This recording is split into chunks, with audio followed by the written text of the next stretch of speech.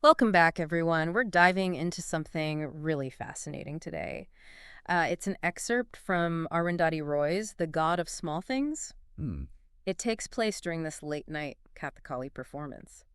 But we're not just gonna summarize the plot, we're Yeah. going way deeper. Yeah, because the way Roy writes about Kathakali, it's like, It's more than just the performance itself. yeah, she gets to the core of it. It's like she calls it a way of life, um, a philosophy, even a mirror to the human heart. Yeah. So it's heavy stuff. It's powerful, and she sets the scene so well.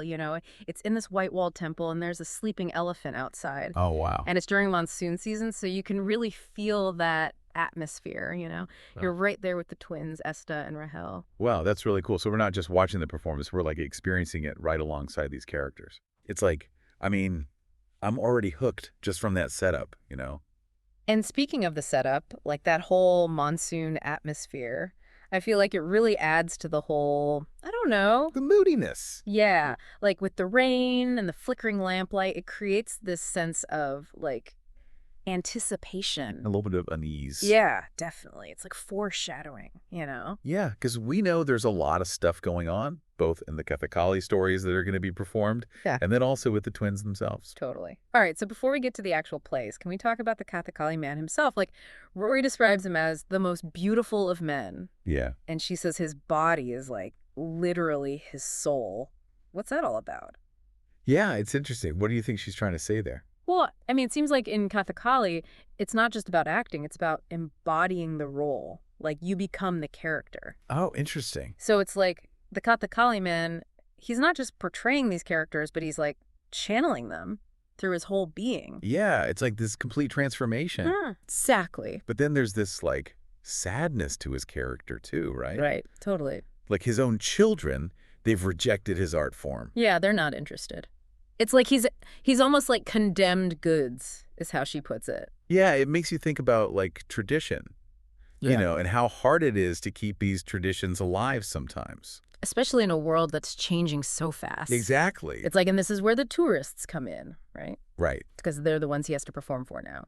And they're not necessarily the most receptive audience. Like Roy says, they have these imported attention spans. Ah. And all they're really looking for is, she says, the heart of darkness. Oh, wow. That's a loaded phrase. She's going there. Yeah, I mean, that's a direct reference to Joseph Conrad's novel. right. And that book is all about, like, colonialism, the exploitation of cultures. Yeah. So she's making a pretty strong statement here about how Kathakali is being perceived, maybe even exploited. Right, exactly. Like, Right. it's being turned into this commodity, this regional flavor. Right, yeah. And that's not what it's about at all. Not even close. So we have this Kathakali man who's stuck in this really difficult position. Totally. On the one hand, he's so passionate about this art form, Yeah. but on the other hand, he has to adapt to this new reality. Right. And she even says, like, he seeks forgiveness from the gods after performing for the tourists. Yeah, so there's this sense of guilt or maybe even compromise. Oh, absolutely. Like, he's not totally comfortable with the situation. Yeah. And it makes his character so much more interesting, don't you think? Definitely. He's not just a performer. He's like a symbol of this whole culture Right. that's trying to figure out how to exist in this modern world. Yeah, it's a struggle. Okay, so we've talked about the Kathakali man. Let's move on to the actual plays that are being performed that night. Okay. She focuses on two. There's Kama Shabadam, or Kama's Oath, and then Duryodhana of the Ham, the death of Duryodhana. Okay.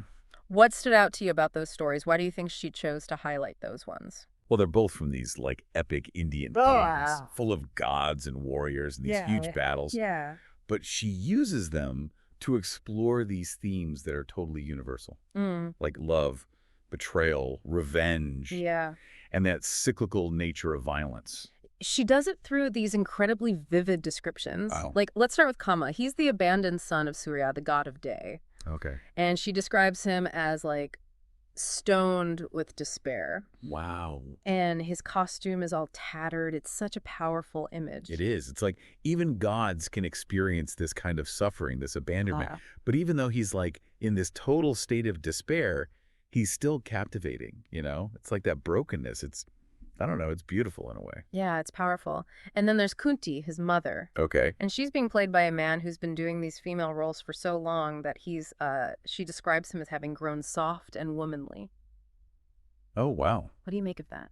It's so interesting how gender is portrayed in Kathakali. Yeah. It's fluid, but it also shows how transformative performance can be. Yeah. Like this guy, he's so embodied these female characters Yeah. that it's changed him physically and emotionally. It's amazing. And then the way she describes his dance, full of woman, as he reveals himself to Kama. Oh, so good. It's just so powerful and heartbreaking at the same time. Totally. You really feel the weight of their history, the depth of their emotions. It's like, it reminds us that art can transcend boundaries, Yeah. you know? Yeah. It allows us to connect with experiences that are different from our own. Okay, and then we have the climax of Duryodhana Vadam, which is really brutal. It's the scene where Bhima gets his revenge on Dushasana, Yeah. and the way Roy describes it, it's almost cinematic. The tearing open of the chest, the drinking of the blood, it's intense. Yeah, it's like she doesn't shy away from the violence at all, No. but it's not just about the violence, right? Right. It's about the consequences of actions. Yeah. You know, the ripple effects of betrayal and this Yeah. like thirst for revenge. Yeah. And it's crazy how like even in these ancient stories, those themes were so powerful. Yeah. And they still are today. You know, they still resonate with us. Absolutely. And speaking of resonance, we can't forget about Esta and Rahel, the twins. Right. They're not just passive observers of this performance. Oh, no. Roy drops this little line where she says they've witnessed this work before Mm. on another stage in another kind of frenzy, Ooh. clearly hinting at some past trauma, something involving their mother. Okay, so right away, she's connecting this violence on the Kathakali stage to something that's happened in the twins' own lives. Yeah. It's like they're watching a reflection of their own pain, Yeah. but with different actors. Right. And it's heavy stuff, especially considering how young they are. It really makes you wonder what they went through. Yeah. And the fact that they recognize the madness in Bhima's actions, Mhm. it suggests they understand that feeling, that rage, maybe even on a personal level. Yeah, like it's not just something abstract to them. They've seen it up close. And it makes you wonder, are they being re-traumatized by watching this performance? Oh, totally. Or is it cathartic in some way? Yeah. Like, are they able to process their own experiences through these stories? I don't know. It's a good question. It's complicated, Yeah. right? Yeah, like art and trauma is such a complicated relationship. It can be triggering, but it can also be healing. Right. And I think Roy's really tapping into that here. For sure. And you know what's interesting? It's like their presence is even acknowledged within the performance itself. Oh, how so? Like when Esta arrives, Roy says it creates a glow for Rahel. Mm. And even though they're physically separated, they're joined by a story. It's such a beautiful image. Yeah. Like, it speaks to their bond, their shared history, It's like this unspoken connection between them. even though they can't really talk about what they've been through. Exactly. And it's all happening against the backdrop of this incredible performance. Right. So we have these parallel narratives, the epic stories of the Kathakali plays, Right. and then the unspoken story of Esta and Rahel. Totally. And the performance is this point where those two narratives kind of intersect. They're feeding off each other, influencing each other. Exactly. And then there's this image that Roy keeps coming back to, this elephant-shaped hole in the universe. Oh, yeah. It appears early on in the excerpt, and it's clearly important. What do you think it symbolizes? It's such a powerful image. Yeah. Like that sense of emptiness, vastness. Yeah. I think it has to do with loss, like the void left by some kind of traumatic event. Right. And that's something that both the Kathakali man and the twins are dealing with. Totally. The Kathakali man with the loss of his children's interest, and the twins with whatever trauma they've experienced. Right. So we have all these layers of meaning woven together. Yeah. The artistry of Kathakali, the impact of tourism, the twins' personal journey, and then this overarching theme of loss. It's a lot to unpack. It is. And it's all happening against the backdrop of this intense monsoon atmosphere. Yeah. It's like the natural world is reflecting the inner turmoil of the characters, you know? Totally. The storms that are brewing, both within the characters and within the stories themselves. Like the monsoon's a character itself almost. Yeah. You know, it's like it's washing away the old and bringing the new, but it's also stirring up all this like chaos and unease. And that unease is definitely heightened by how violent the Kathakali stories are. Especially that scene where Bhima rips open Dushasana's chest. Like, that's so visceral. What do you think Roy's trying to do there with that level of detail? Yeah, she's not holding back at all. I don't think it's just for shock value, though. Mm. Yeah. It's like she's forcing us to confront the darkness that's in all these ancient myths. It's like Yeah. that capacity for violence, Yeah. it goes beyond just time and culture. It's like in all of us. And we know that the twins have seen this work before on another stage, she says, in another kind of frenzy. So they've clearly experienced something really traumatic, something that mirrors that violence. Right, absolutely. It's like Roy's drawing a parallel between the epic battles in the plays and what the twins are going through. Yeah. Even though they're young, they've already seen some dark stuff. It's heartbreaking, you know? And then for them to see Bhima's actions and recognize that madness, it makes you think, do they see themselves in these characters?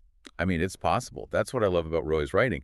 It's not spelled out for you. You have to think about it, make those connections yourself. And their reactions to the performance are so physical. Like Esther gets pale and sweaty, and Rahel feels this stirring inside her. Like it's unlocking something deep down. It's powerful, right? It's like art tapping into those subconscious fears, our desires. And especially if you've experienced trauma, it's like those lines between what's real and what's not, it gets all mixed up. Yeah. And speaking of blurred lines, the Kathakali man, he's clearly passionate about his art, but he has to make these compromises, you know? He's playing for these tourists who don't really understand what they're seeing. That whole heart of darkness thing, that's such a loaded phrase. It is. It's like she's calling out that whole colonial mindset, reducing these cultures to these, like, exotic spectacles. Yeah, it's all about power. Who gets to say what's authentic No, and who profits off of it? exactly. And Roy even points out how the tourists have these imported attention spans, like they don't have the patience to really appreciate what they're seeing. Right. And then there's the Kathakali man. Mm. You can tell he's not totally comfortable with it. He's got this brief, brittle smile. And she says he asks forgiveness from the gods afterwards. Like he feels guilty. Yeah, or like he's made some kind of compromise. So it brings up this tension between trying to preserve something and then exploiting it, you know? Yeah, it's a tough question. It is. Like, tourism can help support these art forms, but does it come at a cost? Right. Like, is it changing the art form too much? Making it something it's not? Is it losing its authenticity? Right. And that's a question that goes way beyond just Kathakali, you know? It's like, how do cultures survive in this globalized world? It's such a relevant topic. It makes you think about how you travel, how you interact with different cultures. Are you being respectful, or are you just looking for entertainment? Right. And then it's funny how Roy puts the scene with Comrade Pillai right after the performance. Yeah. Like, Esta and Rahel leave the temple, and he is all happy, asking if they're still interested in their Indian culture. Like, what a contrast. Right. It's like you just had this intense, profound experience, Yeah. and then you're slammed back into this mundane reality. It's like the magic's gone. Poof. Yeah. But there's the sense that the twins have been changed by the experience, you know? Oh, yeah, for sure. Roy described them as two egg fossils with horn bumps that hadn't grown into horns. What do you think she means by that? It's interesting. It's like they're in this in-between state, still developing, processing what they saw. Right. And those horn bumps, it's like there's potential there for strength, resilience. Yeah. But they're not there yet. They're still vulnerable. Yeah. But maybe also powerful. You know? Right. And then she says they're trapped in the bog of a story that was and wasn't theirs. It's like they don't know where they fit in. It's this liminal space. They're caught between the world of the performance and their own lives.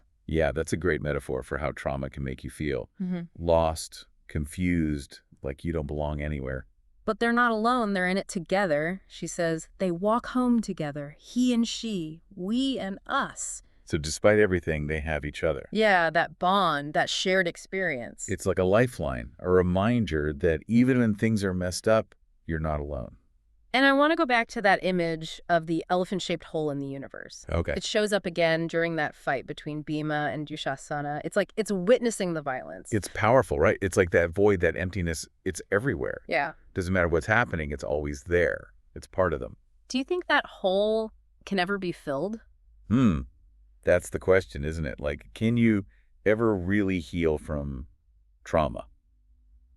Or is it always a part of you? A scar. Yeah, scar. I don't know. I think Roy leaves it open to interpretation, Yeah. but maybe it's not about filling that hole. Maybe it's about learning to live with it. Yeah, that makes sense. And maybe the Kathakali performance, maybe that's a way to do that. Oh, how so? It's like a way to confront those feelings, to find some kind of meaning in the middle of all the chaos.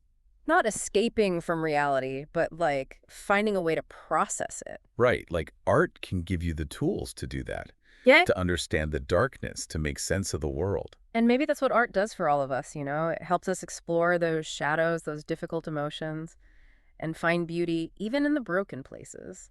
Yeah, I think that's a great takeaway. It's interesting, how this whole excerpt plays with like what's real and what's not.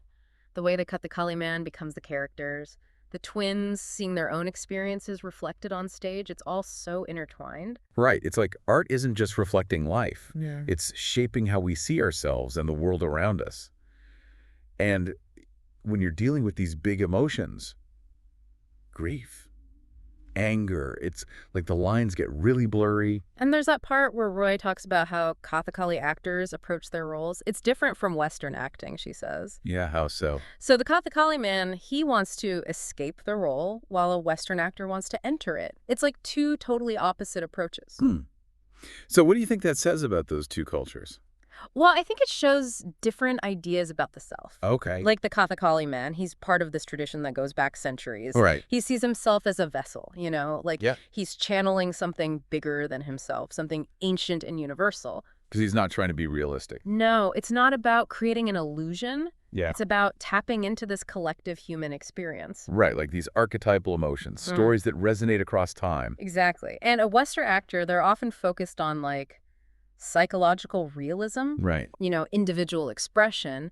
So for them, a role is a chance to explore a specific character's inner world. Like getting into the nitty-gritty of their personality, their Yeah. motivations. Yeah. And it's interesting how these different approaches reflect different values, don't you think? Oh, totally. One's focused on the collective, the timeless. Yeah. The other is about the individual, the modern. It's like two different worldviews. And it's cool how Roy uses this one scene to explore those differences. Yeah, for sure.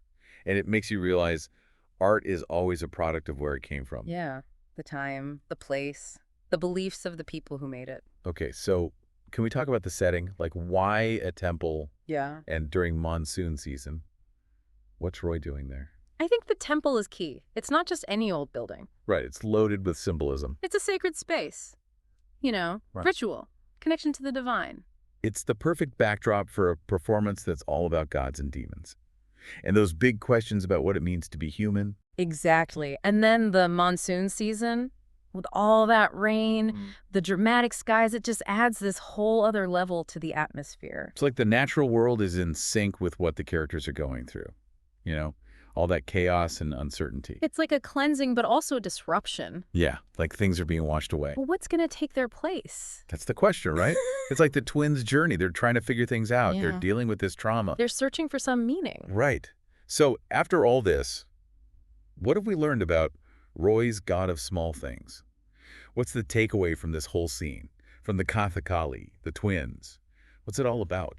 I think it's about the power of stories, how they connect us to our past, to each other, to something bigger than ourselves. Yeah, that makes sense. Yeah. Whether it's these ancient myths or our own personal stories, they shape who we are, how we see the world. And I think it's also about how complicated culture and identity can be, especially in a world that's always changing. Like, how do you hold on to who you are when everything around you is shifting? Yeah. The Kathakali man, he's like a perfect symbol of that struggle.